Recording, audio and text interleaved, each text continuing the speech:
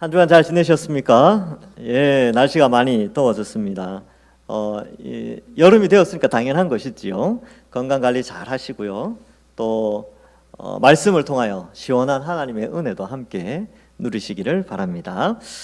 이 마태복음 5장부터는 흔히 산상수훈이라고 해서 5장부터 7장까지 예수님께서 산에서 이 예수님을 따르는 무리에게 말씀을 전한 내용입니다. 근데 이 내용이 어떤 거냐 하면 하나님 나라가 이미 이 땅에 임했는데 그 임한 하나님 나라에 예수님을 믿고 들어간 사람들에게 주는 교훈이에요.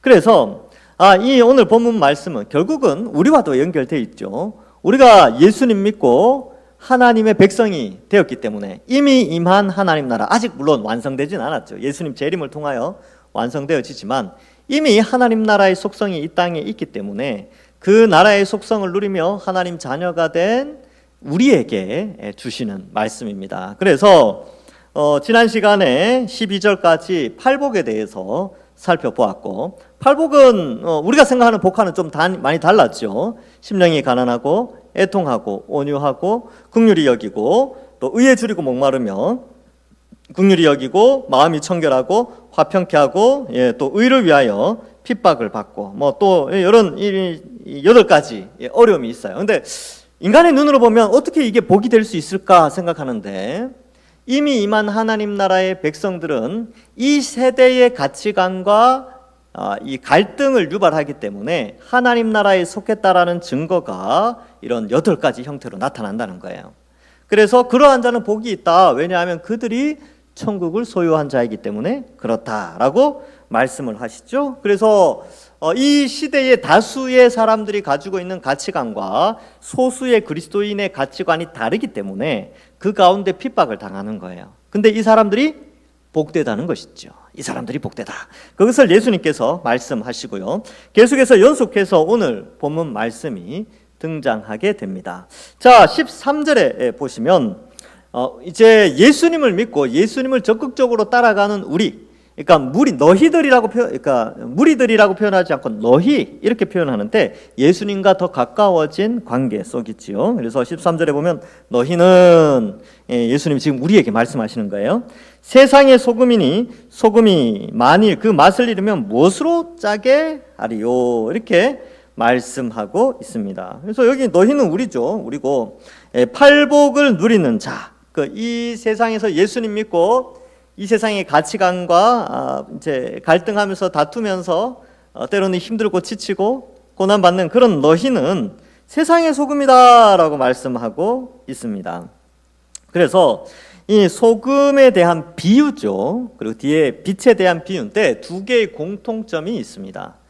자, 이제 그래서 그 내용을 한번 살펴보겠는데, 소금 비유에서 생각해야 될 것은 첫 번째, 소금은 짠맛을 낸다는 것이죠. 그리고 짠맛은 적은 양으로 낸다는 것입니다. 이 2가지를 기억하셔야 돼요. 짠맛을 낸다, 근데 그 소금은 적은 양이 쓰여진다. 이렇게 이해하시면 되겠습니다. 자, 여러분들 그 바닷물 있잖아요. 우리나라는 삼면이 바다로 둘러싸였죠. 염도가 약간은 다른데 보통 바닷물이 3.1%, 그러니까 이제 물 100g을 딱 뜨면 그 가운데 3g 살짝 넘는 그 정도가 소금이에요. 그러니까 3%, 97%는 완전한 물이고 3%만 이 소금입니다. 소금. 조금 더 진하면 이제 뭐 4%, 5% 올라가겠죠. 사해 바다는 좀 더 진하겠죠. 이처럼 소금이 그 짠맛을 내는 데는 많은 양이 필요하지 않습니다. 조금만 있으면 돼요. 바닷가 가서 물 마셔보신 적 있습니까? 바닷물. 목이 따끔해요. 3%만 들어가도 그렇게 목이 따끔합니다. 그만큼 소금은 짠맛을 내는 것이죠. 요즘은 또 어떻습니까? 소금값이 천정부지로 올랐죠. 저희 집 창고에 20kg짜리 5년 전에 사두었던 소금 제가 이제 어제 확인해 봤어요. 잘 있는가? 잘 있더라고요. 그때는 싸게 샀어요. 지금은 막 7배, 8배로 뛰었더라고요. 보니까. 제 기분 좋게 쳐다봤죠. 그만큼 이 소금이라는 것이 사람의 삶에 있어서 굉장히 중요합니다. 여러분, 이 소금이 그 맛을 잃으면 어떻게 될까요? 재미가 없을 거예요. 먹는 재미. 그렇죠? 그래서 여러분, 이 소금은 양이 적고 짠맛을 내지만 때로는 사람에게 감동도 전해줍니다. 그래서 먹는 방송 요즘 많이 하지 않습니까? 그죠? 그리고 뭐 요리 대회 이런 거 TV에서 보면 어떻습니까? 사람들이 그 딱 한 입 먹고 그 표정 본 적 있어요? 표정. 맛있는 음식을 딱 먹고 표정. 감동받은 표정. 우와. 예, 보통 이제 맛있는 음식을 먹으면 그런 표정이 나죠. 제가 우리 동산교회 와가지고 처음에 이제 국수를 탁 먹는데 와, 그 감동 잊을 수가 없습니다. 예, 우리 아들이 원래 국수를 안 먹어요. 예, 면 종류를 싫어하는데 동산교회 와가지고 국수를 딱 먹더니만 계속 먹는 거예요. 맛있다고. 그 감동, 이제 그날을 잊을 수가 없습니다. 예, 이처럼 약간의 짠맛은요, 약간의 소금은, 약간의 맛은 사람에게 감동을 줘요. 여러분, 우리 그리스도인들이 이 세상에 우리나라의 대한민국에 몇 퍼센트나 되겠습니까? 사실 많지 않아요. 많은 사람들이 10% 그러는데 아니요. 10% 안 됩니다. 예. 근데 적은 숫자죠. 적은 숫자인데 우리가 그리스도인으로서의 삶을 이 세상에 잘 살면은 이 세상이 감동을 받아요. 그래서 우리는 세상에 감동을 주는 사람들이죠. 우리가 어떻게 할 때 감동을 주느냐? 소금이 제가 아까도 말씀드렸다시피 창고에 쌓여 있고 쓰이지 않으면 감동을 못 줘요. 소금이 언제 감동을 주냐 하면요, 음식에 녹아내릴 때, 그때 감동을 주는 겁니다. 계란을 그냥, 삶은 계란을 그냥 먹으면 조금 맛이 없죠. 근데 소금을 살짝 찍어서 먹으면 어떻습니까? 입안에서 감동이 오지 않습니까? 그죠? 마찬가지로 소금은 녹아내릴 때 그때 감동을 줘요. 우리는 세상의 소금이지요.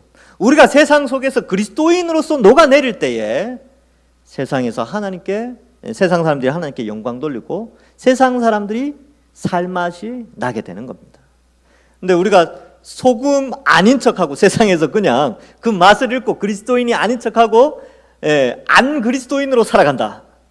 그러면 창고에 쌓여있는 소금이랑 뭐가 다르겠습니까? 그게 없는 것이죠. 그래서 예수님도 그 말씀을 하고 있습니다. 그렇다면 나는 어떻게 짠맛을 우려내고 있는가? 지금 짠맛은 어디에서 내야 되는가? 물론 당연히 예배당 안에서, 교회 안에서 짠맛을 내야 되죠. 그리스도인답게, 예수님답게, 예수님을 닮은 자로서, 그리스도의 몸으로서 예수님을 닮아가는 것이죠. 교회에서 어느 정도 짠맛을 내고 있는가? 나는 장로로서, 시무집사로, 권사로, 집사로, 교회 봉사자로, 교사로, 전도회원으로, 남전도회 회원으로, 오늘 오후 다시 한번 기억하시고요. 얼만큼 내가 녹아내리고 있는가? 내가 짠맛을 내고 있는가? 한번 생각해 보자는 거예요. 두 번째로는 가정에서 나는 소금의 역할을 감당하고 있는가? 교회에서는 짠맛을 잘 내는데 집에만 가면 소금이 돌이 돼버려요. 그래서 이 여러분 자녀들이 시험에 드는 경우가 뭐냐면 우리 엄마는, 우리 아빠는 교회에선 천사인데요, 집에 오면 사람이 변해요. 지킬 박사와 하이드 같아요. 그러면 소금이 아니에요. 소금은 교회에서나 가정에서나 직장에서나 학교에서나 다 소금은 소금입니다. 짠맛을 내어야 되죠. 자신을 녹아내려야 사람들에게 감동을 주고 그 소금의 가치를 깨닫게 하는 것입니다. 예수님이 그러셨죠. 예수님이 우리의 죄의 형벌을 대신하여 온 인류를 구원하시기 위하여 십자가에서 자신이 녹아내려 없어졌습니다. 예수님이 소금의 역할을 하셨죠. 근데 예수님은 한 사람이었죠. 2000년 전에 그 예루살렘에서 그 한순간 잠깐 십자가를 당하셨는데, 근데 그 일로 말미암아, 그 녹아내리심으로 말미암아 온 인류의 구원의 역사가 일어난 것이죠. 그래서 예수님이 말씀합니다. 너희는 세상의 소금이다. 왜냐하면 예수님을 따라가는 제자들이기 때문에 그렇습니다. 그래서 우리도 예수님처럼 우리 자신을 녹아내려 이 세상을 맛깔내게 하는 그런 자들이 있죠. 그러니까 여러분, 세상에 녹아내리면요, 앞에 나온 8가지 팔복 중에 현재적인 삶 뭡니까? 심령이 가난해지고, 녹아내리면 그렇게 돼요. 애통하게 되고 온유하여야 하고 의에 줄이고 목마른 자가 되고요, 긍휼히 여기는 자가 되고 마음이 청결한 자가 되고 화평케 하는 자가 되고요, 의를 위하여 박해를 받는 자가 됩니다. 이렇게 사는 사람이 소금의 삶이에요. 우리는 이렇게 사는 거죠. 근데 이런 사람이 어떻다고요? 복 받았다. 복받은 사람이다라는 것을 말해주고 있습니다. 자, 그래서 오늘 짠맛을 내는 삶이 사라진다면 밟히게 되겠죠. 그래서 우리가 소금이구나, 그걸 잘 기억하시고요. 두 번째로는 너희는 세상의 빛이라라고 표현합니다. 빛의 속성도 소금과 비슷한 것이, 소금이 작은 양으로 많은 재료에 짠맛을 내죠. 김장할 때도 마찬가지죠, 그죠? 마찬가지로 빛도 아주 작은 빛 하나가 방안 전체를 비춥니다. 그러니까 적은 양이 많은 영향력을 미친다라고 했을 때 소금과 빛이 같은 역할을 하는 거예요. 그래서 빛은 비치게 되는 거고 눈에 띄게 하는 역할이 있죠. 소금은 짠맛을 내게 하고요, 빛은 사람들의 길을 인도해주고 세상 사람들이 어떻게 살아가야 되는지에 대한 방향성을 제시해 주게 됩니다. 그러나 그 빛은 아주 작은 양이라도 많은 사람들에게 영향력을 미친다, 그런 의미가 있습니다. 산 위에 있는 동네가 숨겨지지 못할 것이요. 저는 옛날부터, 어릴 때부터 그랬어요. 어릴 때부터 이 14절 보면 항상 생각나는 장면이 있습니다. 전설의 고향, 나그네가 길을 잃고 산에서 헤매요. 근데 저기 멀리서 산 속에 조그만한 그죠, 초가집에 불빛이 새어 나오는 거죠. 그럼 나그네가 어때요? 그 불빛을 보고 그 집으로 가는 거예요. 계십니까? 이렇게 물어보고, 나그네인데 길을 잃어서 잠시 들렸습니다. 하여튼 그런 전설의 고향 옛날에 많이 본 것 같아요. 그만큼 그 빛은요, 길을 잃은 사람에게 방향을 제시해 줍니다. 산 위에 집이 있죠. 보통 집은 평지에 있어요. 산에 집이 있으면 불편하잖아요. 오르락내리락 하고 다리도 아프고. 보통 평지에 있는데 산 위에 보통 집이 있는지 잘 모르는데 불빛이 새어 나오면 저기 사람이 사나 보다라고 알게 되는 것입니다. 그만큼 빛이라는 것은 방향을 제시해 주고 또 이 영향력을 나타낸다는 것이죠. 사람이 등불을 켜서 말 아래 두지 아니하고, 이렇게 되어 있는데 이 촛불, 등불이라고 생각하시면 돼요. 옛날에는 촛불이 없었으니까 그냥 뭐 등불이라고 합시다. 등불, 기름에 심지 이렇게 해가지고 등을 켰죠. 말이라고 되어 있는데 이 말이라는 게, 여러분 한 말, 두 말 들어보셨죠? 우리나라에서는 한 말이 18리터입니다. 18kg, 무게로 치면 18kg, 부피로 치면 18리터가 되는데 이 이스라엘 땅에서 한 말은 8리터입니다. 8kg. 그러니까 이 되보다는 크죠. 되보다는 크고 한 이 정도 이렇게 8리터 정도 담는 그릇이에요. 이게 말이에요, 말. 모디오스라고 하는데 이 모디오스 한 말의 단위가 8리터짜리인데 등을 켜가지고 이 한 말을 그 위에다 이렇게 말 아래 이렇게 두는 일이 없다는 거죠. 왜냐하면 등불을 켰는데 그 아래 덧불이면 빛이 비춰지지 않습니다. 빛의 확산이 일어나지 않아요. 그러니까 누구도 거기에 두는 사람은 없다. 등불은 바로 이 등잔위에 두는 것이죠. 그래서 여기 보면 등경 위에 둔다라고 하는데 이 등경이라는 게 촛대를 의미합니다. 그래서 요한계시록에 보면 촛대 이야, 뭐 7 촛대 나오죠. 똑같은 단어예요. 그래서 등불은 촛대 위에 이게 두는 것이죠. 그래야 방 안의 모든 사람에게 빛이 비춰지기 때문에 그렇습니다. 여러분, 빛은요 드러날 수밖에 없어요. 표시가 날 수밖에 없다니까요. 여러분, 휴대전화 있는데 여기에 후레쉬가 있죠. 후레쉬. 그래서 깜깜한 방에 물건을 잃어버렸는데 전기가 안 들어와. 그때 뭐 합니까? 휴대폰 찾잖아요. 켜가지고 비추면 다 비치죠. 다 찾을 수 있어요. 근데 이거 아주 작아요. 여기 보면 등이 굉장히 작습니다. 근데 여기에서 나오는 빛 때문에 방 안 전체의 물건을 확인할 수가 있어요. 빛은 바로 그런 역할이 있죠. 아주 작은 양이지만 넓게 확산되어져서 사람의 방향을 지시해 줍니다. 그리고 빛은 반드시 표시가 나게 됩니다. 그래서 빛의 역할을 하는 사람은요, 예수 믿는 사람은 표가 나요. 세상 사람들이 알아봅니다. 저 사람 좀 이상하다. 저 사람 이 세상의 가치관과 다르게 사네. 저 사람 좀 이상한데? 왜 저러지? 왜 저렇게 왜 저렇게 답답한 삶을 살까? 세상 사람들이 알아요. 예수 믿는 사람이구나. 내가 그럴 줄 알았어. 저 사람은 예수 믿는 것 같았어.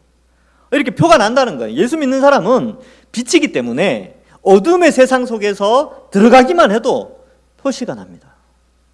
만약에 여러분들, 세상 사람들이 여러분들이 아직도 예수 믿는지 모른다면 지금 문제가 있는 거예요. 빛을 말 아래 두고 있거나 소금이 녹아내리지 않았다라는 뜻이에요.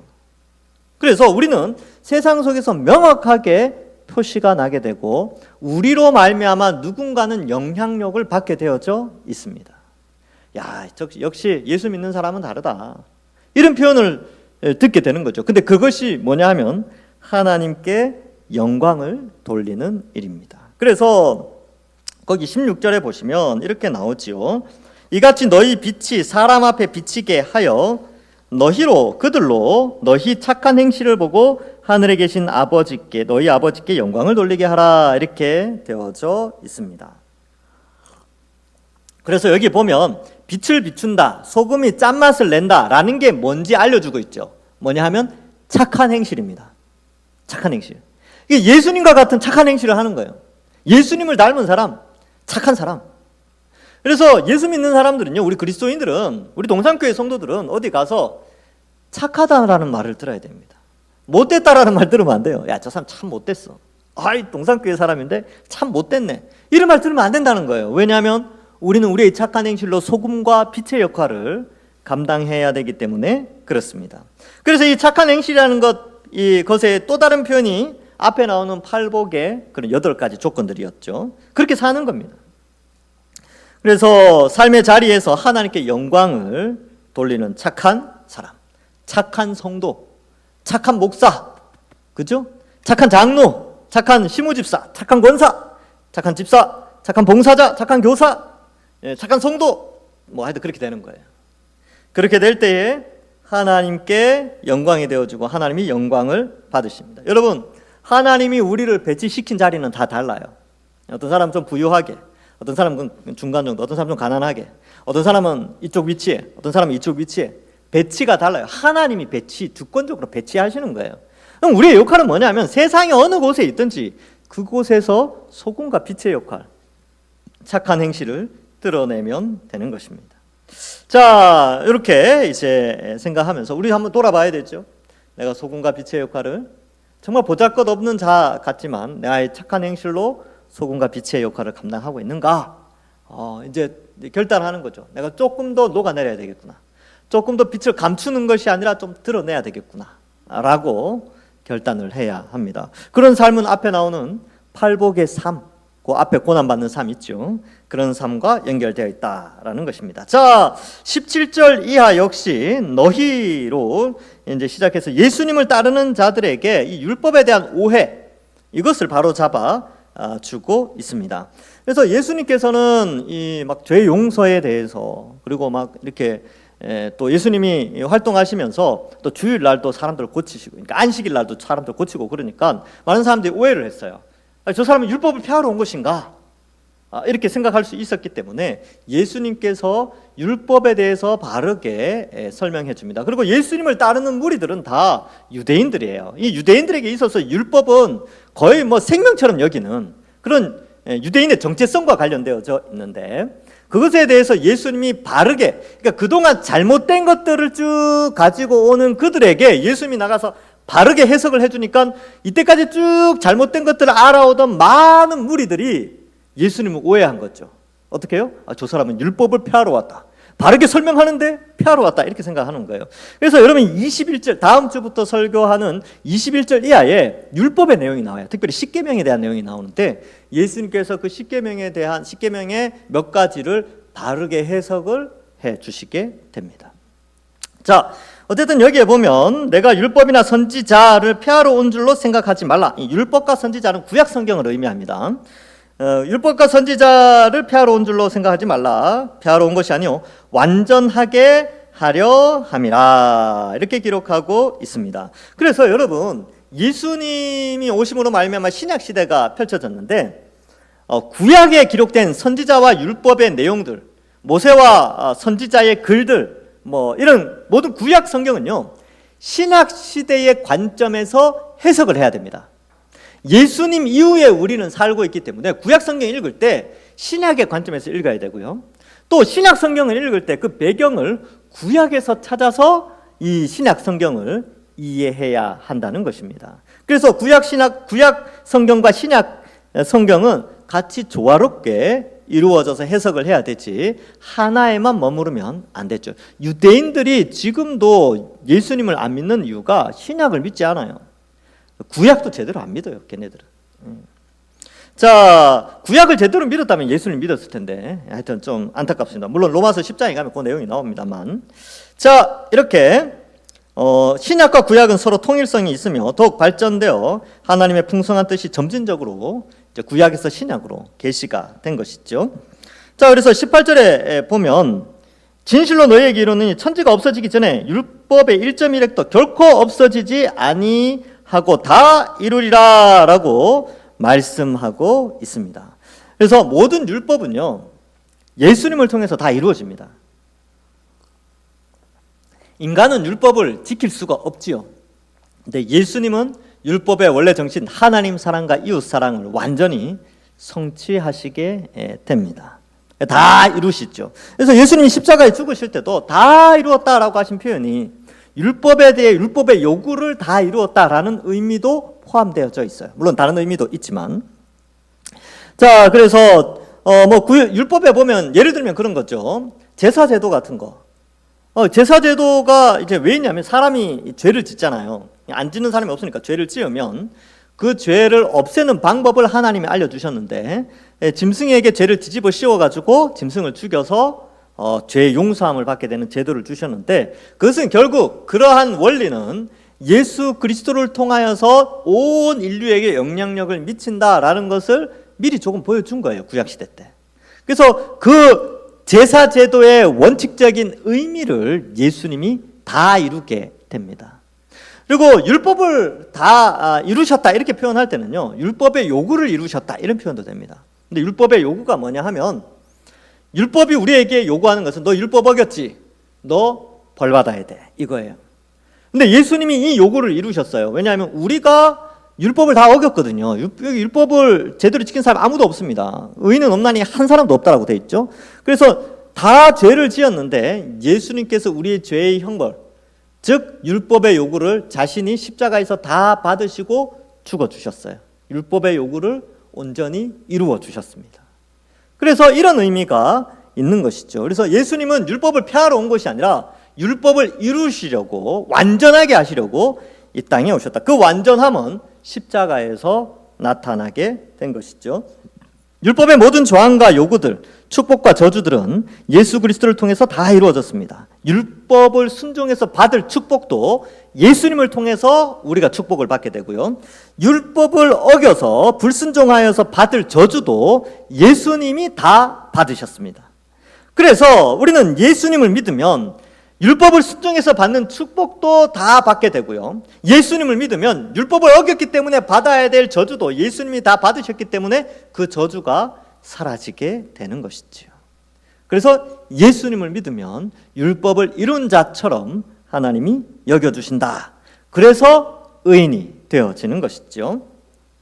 자, 19절에, 그래서 이제 19절에 이렇게 말씀하죠. 그러므로 누구든지 이 계명 중에 지극히 작은 것 하나라도 버리고 그같이 사람을 가르치는 자는 천국에서 지극히 작다 일컬음을 받을 것이요. 여기 보면 이제 작은 것, 그러니까 소홀히 여겨도 되는 율법처럼 여겨지는 것들, 사소한 율법에 이렇게 성경이 기록된 거 있잖아요. 그걸 사소하게 여기는 사람. 근데 천국에서 지극히 작다. 근데 조건이 있죠. 천국에서 이렇게 돼 있어요. 그러니까 구원에서 제외된 건 아닌데 하나님 나라에서 작다라고 평가되어져요. 그런데 누가 크다라고 일컬음을 받냐면, 누구든지 이를 행하며 가르치는 자는 천국에서 크다 일컬음을 받죠. 그래서 율법은 가르쳐줘야 되는데 행하고 가르치느냐, 아니면 제외하고 이렇게 가볍게 여기고 이렇게 하느냐, 그런 의미가 좀 있습니다. 그래서 예수님을 믿는 하나님의 백성이 된 사람들은 율법을 가르치며 행해야 합니다. 율법의 요구를 지켜야 된다는 것이죠. 그래서 여러분, 우리는 율법을 지켜야 돼요. 이렇게 말하면 약간 유대인처럼 느껴지지 않습니까? 근데 이 의미는 뭐냐 하면, 율법의 원리, 하나님 사랑, 이웃 사랑을 실천해야 된다는 겁니다. 그러면 어떻게 실천할 수 있습니까? 우리 힘으로 가능합니까? 불가능하다니까요. 근데 가능하도록 하나님 도와주셨어요. 어떻게 도와주셨는가? 에스겔 36장 26절에서 27절에 보면 이렇게 구약시대 때 예언을 하셨어요. 또 새 영을 너희 속에 두고 새 마음을 너희에게 주되 너희 육신에서 굳은 마음을 제거하고 부드러운 마음을 줄 것이며 또 내 영을 너희 속에 두어 너희로 내 율례를 행하게 하리니 너희가 내 규례를 지켜 행할지라. 아멘. 뭐라고 되어 있냐면 성령을 보내어 주셔서 율법을 지키게 해주겠다는 거죠. 율법을 지킨다는 게 뭐라고요? 하나님 사랑하고 이웃 사랑할 수 있도록 성령을 우리 속에 보내어 주셔서 성령이 우리를 그렇게 율법의 요구를 율법에서 말씀하고 있는 그 축복의 길로 걸어갈 수 있도록 우리를 인도해 주신다는 겁니다. 그래서 우리가 거룩하게 살 수 있는 것이지요. 그러니까 빛과 소금의 역할을 할 수 있도록 하나님이 도와주십니다. 그래서 여러분들에게 그림을 하나 잠깐 그릴 텐데요. 잘 보세요. 화면을 좀 띄워주시면 감사하겠습니다.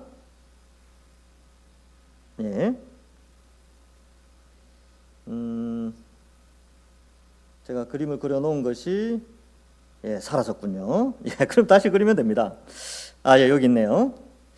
여기 아니고 요겁니다. 자, 보세요. 여러분, 우리는 나라는 존재죠. 나라는 존재는 원래 죄를 가지고 태어납니다. 원죄라 그랬죠. 그리고 태어난 시대에 그 시대의 정신을 따라가면서 악한 자가 되어 있죠. 원래는 그래요, 원래. 그런데 하나님 우리를 선택하셔서 이제 예수님을 믿게 하시고 이제 성경을 보려고 하는데 이 성경을 보려고 하는데 죄와 시대 정신에 물들어 있기 때문에 이 성경을 제대로 이해하기가 쉽지가 않아요. 그렇겠죠? 왜냐하면 우리의 가치관이 이미 좀 타락해 있으니까.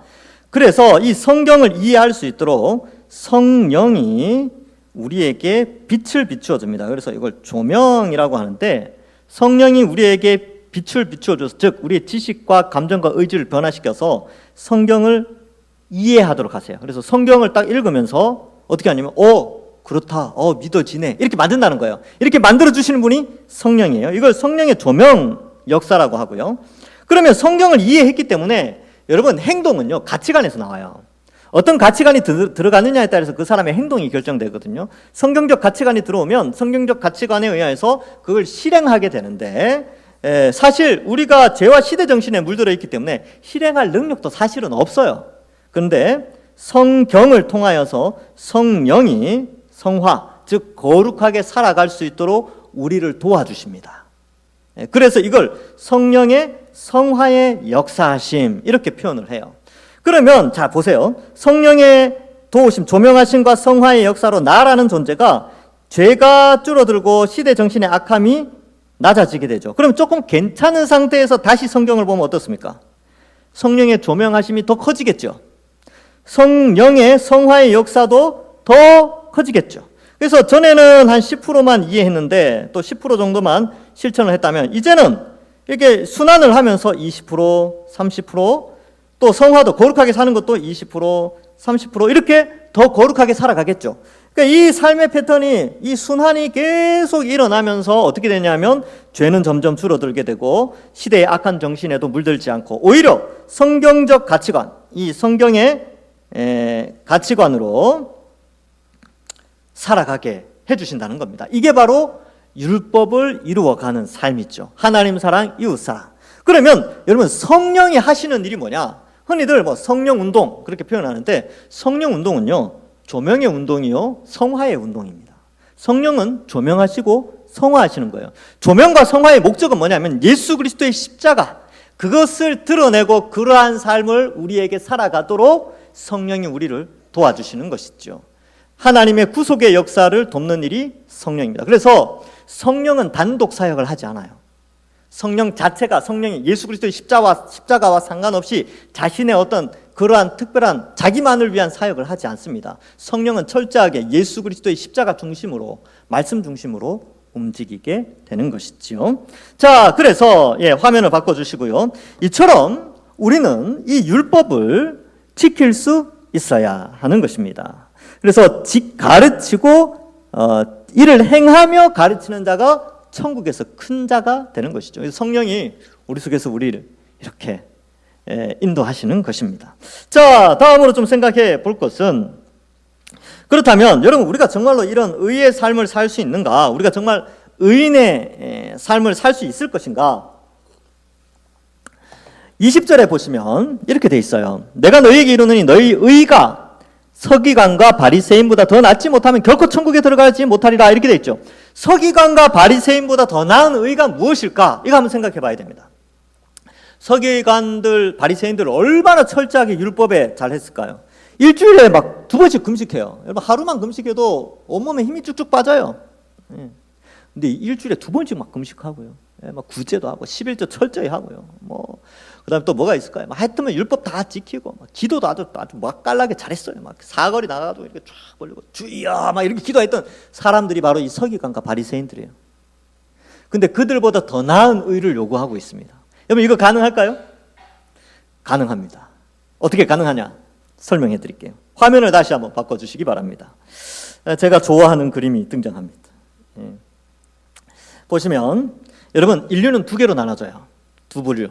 첫 번째는 아담 아래에 있는 인류죠. 그러니까 예수 안 믿는 사람들. 아담이 죄를 지었습니다. 그래서 아담의 원죄가 나에게 전달되어지지요. 그래서 자범죄를 지게 되는데, 여기 이제 원죄, 자범죄. 자범죄라는 게 스스로 짓는 죄죠. 그래서 우리가 왜 죄를 짓느냐 하면요, 죄를 가지고 태어나기 때문에 죄를 지어요.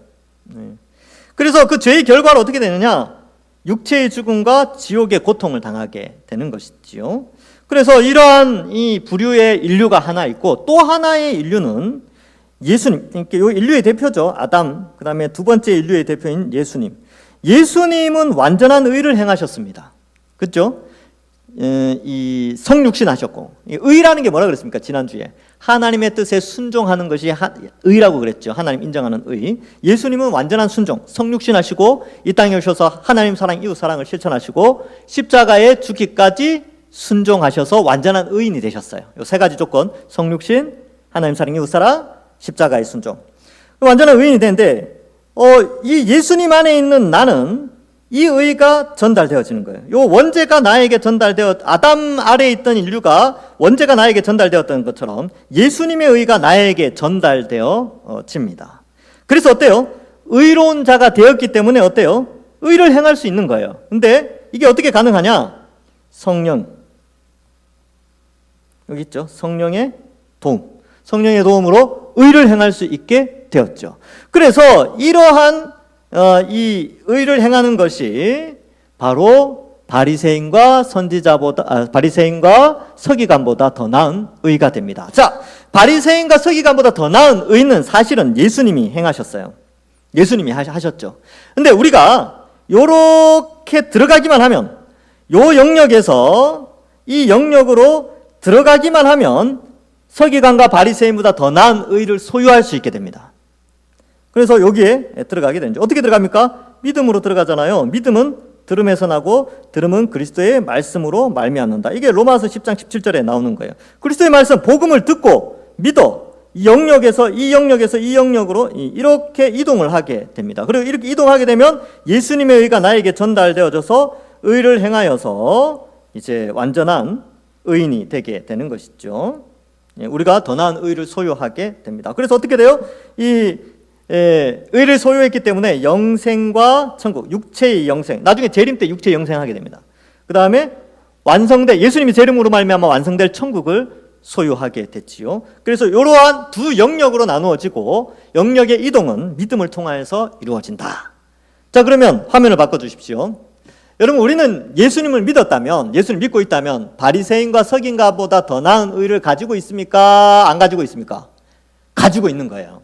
예수님의 의가 우리에게 전달되어졌기 때문에 이걸 의의 전가라고 합니다.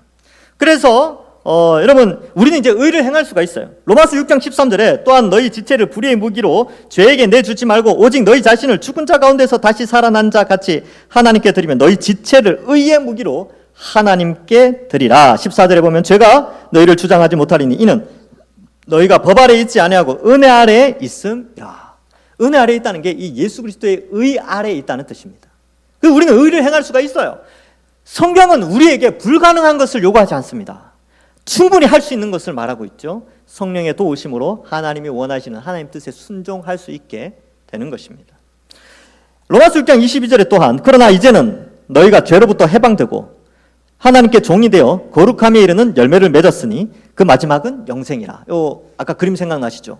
너희가 죄로부터 해방되었다. 아담의 영역 아래에서 죄를 지을 수밖에 없는 그런 자였는데 이 그리스도의 영역 아래로, 그리스도 안으로 in Christ 하게 된 것이죠. 그래서 의를 행할 수 있는 존재가 되었습니다. 자, 그래서 우리는 어때요? 앞에 이런 이 더 나은 의라는 것이 결국은 예수님이 이루신 의를 의미하고, 예수님을 믿을 때 우리는 예수님이 이루신 의를 전달받아 의인이 되게 됩니다. 그러면 앞에 나오는 착한 행실, 빛과 소금의 착한 행실과 여기 나오는 더 나은 의, 성령의 도우심으로 의인이 되어 이제 성령의 조명과 성령의 성화로 의의 삶을 살아가는 우리가 빛과 소금의 역할을 살 수 있게 되고 율법을 온전히 이루어가는 삶을 살 수 있게 된 것입니다. 결코 여기 보면 이제 더 낫지 못하면 결코 천국에 들어가지 못한다 이렇게 돼 있죠. 그러니까 예수님이 가지신 의가 우리에게 전달되지 않으면, 즉 예수님을 믿지 않으면 결코 천국에 들어갈 수가 없게 되는 것이죠. 그래서 예수님 믿어야 구원받는다, 예수님 믿어야 의롭게 된다라는 것을 말해주고 있습니다. 자, 그래서 이러한 부분도 한번 생각해 볼까요? 여러분, 구원을 받으면 구원의 9가지 단계가 있습니다. 화면을 좀 바꿔주시고요. 이 구원의 서정이라고 하는데 구원의 서정을 9단계로 다룹니다. 자, 요것만 잠깐 설명하고 마칠게요. 이 소명이라는 것은 부르심인데 하나님이 우리를 부르세요. 그 다음에 중생, 이건 뭐냐면 성령을 보내어 주시면 중생합니다. 그래서 요한복음 3장에 보면 어떻게 중생합니까? 영생 얻습니까? 그러니까 예수님이 거듭나면 된다. 그러니까 니고데모가 엄마 뱃속에 다시 들어갑니까? 그러니까 위로부터 다시 태어나야 된다. 이 중생이죠. 근데 그것은 거기 보면 성령으로 나심을 의미하거든요. 그러니까 성령을 보내어 주시면 중생을 얻게 되고요. 중생을 얻어서 성령이 오시게 되면 말씀을 통한 성령의 사역으로 우리의 지성과 감정과 의지가 변화되어 자신이 죄인임을 깨닫고 회개하게 됩니다. 그래서 예수님 믿을 때 공통적으로 반드시 일어나는 현상이 회개하는 거예요. 회개. 하나님, 제가 죄인입니다. 회개가 일어났죠. 그래서 예수님을 믿어 의롭게 되어집니다. 칭의라고 하죠. 의롭게 되어졌기 때문에 양자로 받아들여지는 거예요. 받을 숫자, 양자 할 때 양자죠. 그래서 그 다음부터 어떻게 됩니까? 성화의 삶을 살아가죠. 요 성화, 아까 말씀드렸죠. 말씀을 통한 성령의 사역이 됩니다. 그래서 성화의 삶을 살아갈 때 하나님이 끝까지 우리를 지켜주시고, 성도의 견인, 이거는 성도의 견인 하면 항상 로마서 8장 모든 것이 합력하여 선을 이루느니라. 모든 것이 누가 합력하냐 하면 성부, 성자, 성령이 합력해서 우리의 영화를, 여기 나오는 이 영화를 이루어가게 하시거든요. 그래서 삼위 하나님의 견인이 우리를 영화롭게, 이 영화는 나중에 예수님 재림하셔서 우리의 몸이 영원히 죽지 않을 몸으로 변화되는 것이 영화의 몸입니다. 그때까지 인도하신다라는 것이죠. 그래서 이 표현은 뭐냐 하면 우리의 착한 행동으로, 이 성화의 삶으로 구원받는다는 뜻은 아니에요. 무슨 말인지 알겠죠? 구원은 믿음으로 말미암아요. 아까 그림에서 봤듯이. 그러면 성화는 왜 거룩하게 살아가야 되느냐? 이미 믿어서 의롭게 되어 하나님의 자녀가 되었기 때문에 거룩한 삶을 사는 거예요. 여러분, 대한민국의 헌법을 우리가 지켜야 되죠. 대한민국의 법을 지켜야 됩니다. 대한민국의 법을 지켜야 대한민국 국민이 됩니까? 아니죠. 대한민국에 태어났기 때문에 대한민국의 헌법을 지켜야 되는 거예요. 우리가 하나님의 율법을 지켜서 천국에 들어가는 것이 아니고 천국 백성이 이미 되었기 때문에, 예수님 믿고 천국 백성이 되었기 때문에 거룩한 삶을 살아가는 거예요. 우리가 예수님을 믿고 하나님 자녀가 되었기 때문에 소금처럼 빛처럼 살아가는 것이고 율법을 지켜 의롭게 살아가는 것입니다. 소금처럼 빛처럼 율법을 지켜야 천국에 들어가는 게 아니라니까요. 그러니까 이 말씀은 너희에게 주신 말씀이죠. 예수님 가까이 있는 제자들에게, 너희는 이미 예수님을 믿고 따르는 자들에게 이렇게 말씀합니다. 말씀을 맺습니다. 여러분, 우리도 마찬가지죠. 예수님은 오늘날도 우리에게 빛과 소금과 빛처럼 세상 가운데 착한 행실로 살라. 율법을 폐하러 온 것이 아니라 율법을 완성하러 오셨고, 그 예수님의 의가, 예수님을 믿어 의가 우리에게 전달되어져서 바리새인과 서기관보다 더 나은 의를 가진 자이기 때문에 우리는 거기에 합당한 삶을 살아가야 된다라는 것입니다. 이번 한 주간 여러분, 교회에서뿐만 아니라 가정에서, 직장에서, 학교에서, 여러분들의 삶의 터전에서 거룩한 삶을 살아가시는, 그리하여 하나님께 칭찬받는, 이미 구원받은 자로서 합당하게 살아가시는 모든 여러분들 되시길 주님의 이름으로 간절히 축원합니다. 기도하겠습니다. 하나님 감사합니다. 우리를 택하여 주셔서 소금과 빛으로 또 예수 그리스도의 의를 전달받아 의의 삶을 살아갈 수 있도록 은혜 내려주시니 감사합니다. 이번 한 주간도 하나님께서 지켜주시고 우리를 돌보아 주셔서 천국 백성으로 합당한 삶을 살아가는 저희들 다 되게 하여 주옵소서. 감사드리옵고 예수님의 이름으로 기도하옵나이다. 아멘.